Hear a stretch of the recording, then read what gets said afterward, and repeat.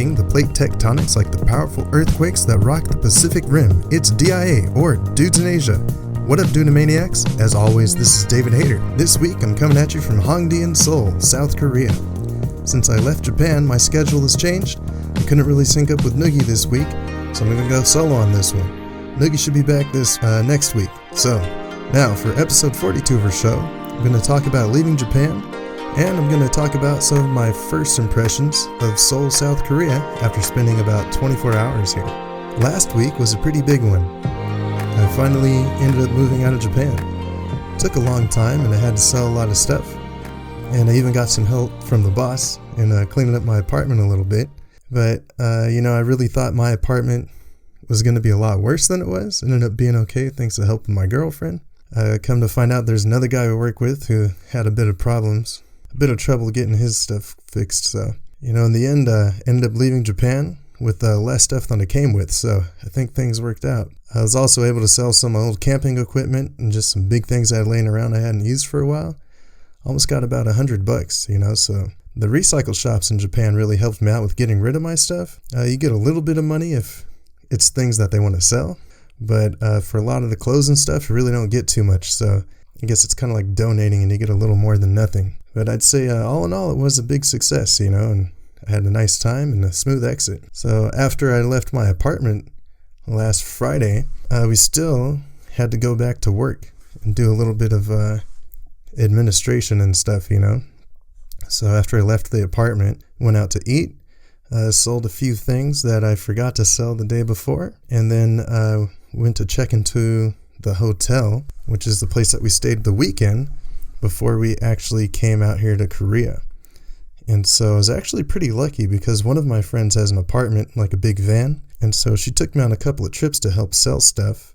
And then we were also able to get rid of a big futon I had hanging around, and she's going to hold on to some of our bigger luggage, so we can actually travel around between Korea and Taiwan without having to bring, 2 50-pound bags of pop. So that worked out pretty good. And then after we finished up work, after we left the apartments, then we had to go back to work. And so we had to go and we had to go close the bank account. And then once we closed the bank account, they gave us our final paycheck, and the cash money and all that. So it was pretty nice, Then we went back and we said goodbye to the superintendent, some of the higher ups. I think I'd been working there for a while. They appreciate the job I did. Also, right when we were getting ready to leave, the head of the department stood up and all the other people I worked with in that department stood up and went around and shook everybody's hand and kind of gave the final goodbye, so it's pretty nice. It was a good way to kind of wrap up, a 5-year career teaching in Japan, before nobody ever really stood up like that to say goodbye to the people when they left. So I don't know if it was just me or if it's something new, but we'll see if it continues. So after saying goodbye to work, then it was kind of like party time, So I spent a long time working, in Yokkaichi. So I wanted to really do it big those last few days. So I went out with some coworkers and a few friends, teacher friends. And first we ended up going to OXO, the British pub, which is one of our local places we go to. It's the closest thing you actually get to a bar. So it's pretty nice, like if you go to izakaya, like they ask how many people you have, they have to make the seats for you. People want to come or if people want to go, it's kind of a pain, but you go to OXO, people can just come and go as they please. And so after that, we ended up going to a beer garden. And that was my first time actually going to a beer garden in Japan. I got to say, it's pretty nice. You pay about $40, like 4,000 yen. And then that gets you into the beer garden. And everything is like all you can eat, all you can drink. And it's all self-serve. So I think they had about 7 or 8 different kinds of beers, It was kind of my mission to try them all. They also had like highballs, like whiskey sodas. Lemon sours, stuff like that. In terms of food, they had like barbecue chicken wings, like Chinese food, even some Vietnamese food too. So yeah, it was quite good, We had a pretty good time. And then what's nice about the beer gardens too is usually they're on the roofs of like hotels or big buildings. So you come in and like you're outside at night, like the air is kind of cool. You get a nice night view and it's just a good time all around. So after that, we ended up going back to the bar at OXO.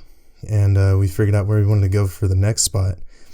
And then we went to a local snack bar run by this lady called Oka-san, which means mom in Japanese. And like, it's pretty cool. She has a bunch of food, all you can drink, and it's just all you can sing karaoke. So it's a good time all around, you know.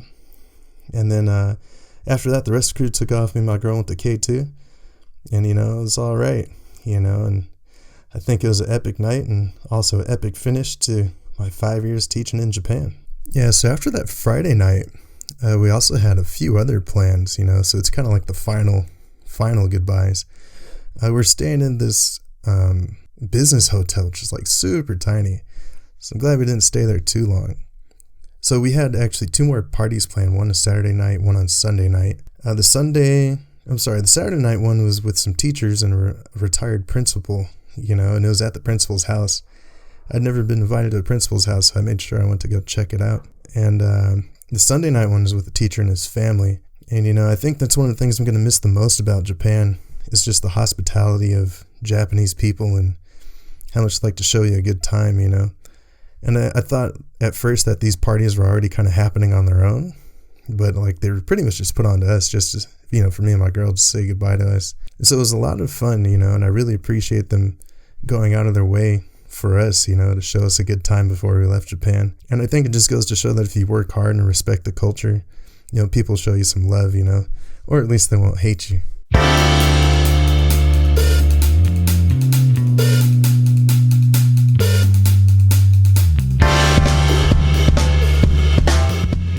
Alright, so this week we're talking about Seoul, South Korea. Now, this is actually my first time coming to Korea, even though I've been in Japan for 5 years.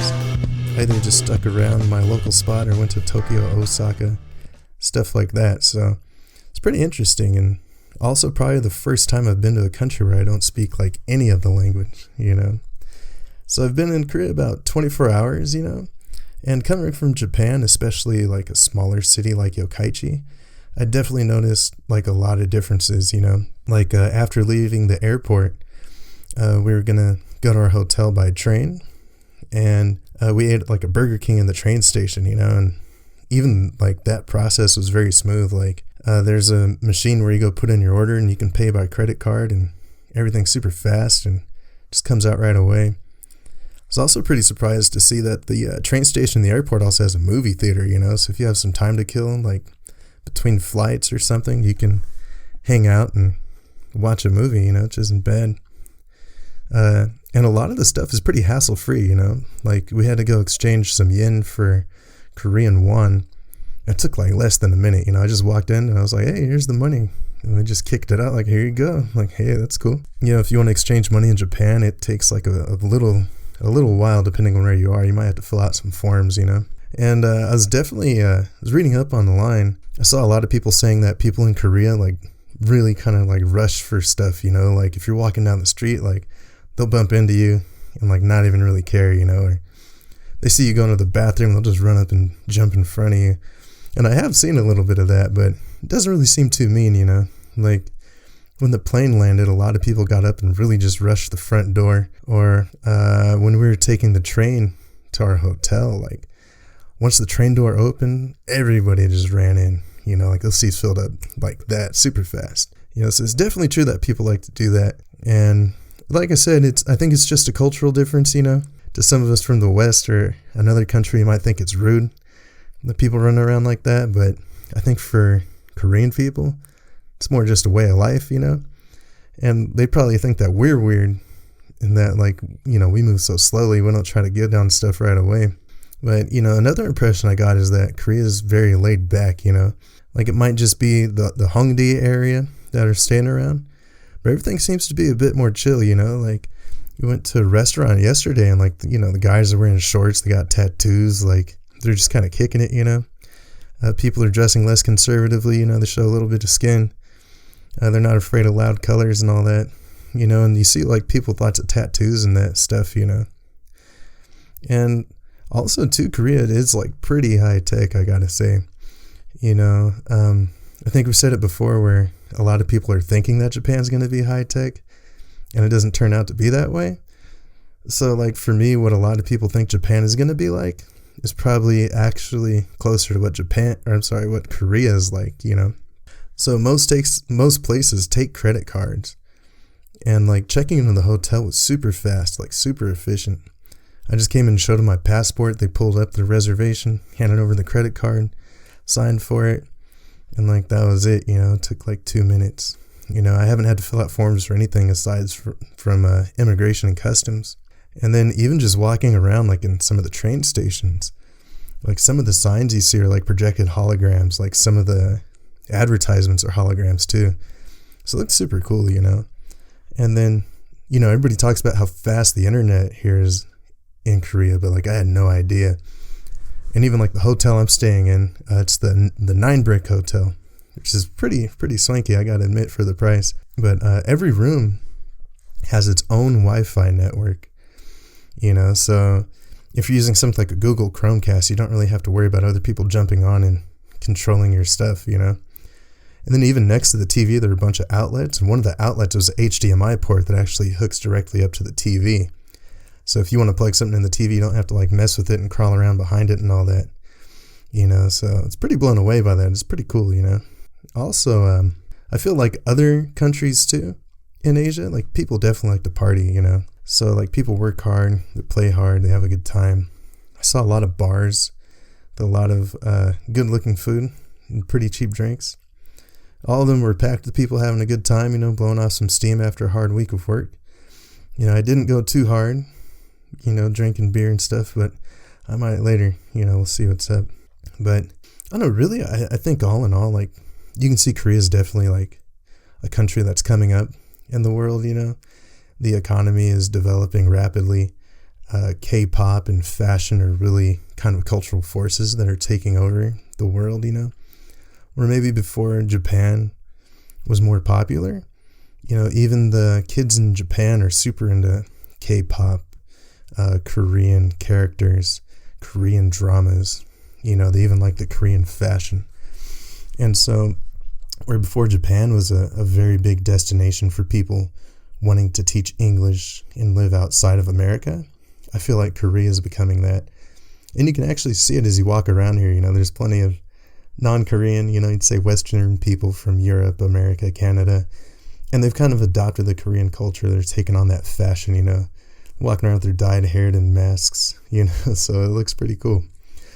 But yeah, I can definitely say that in the past 24 hours, I've had a really good time.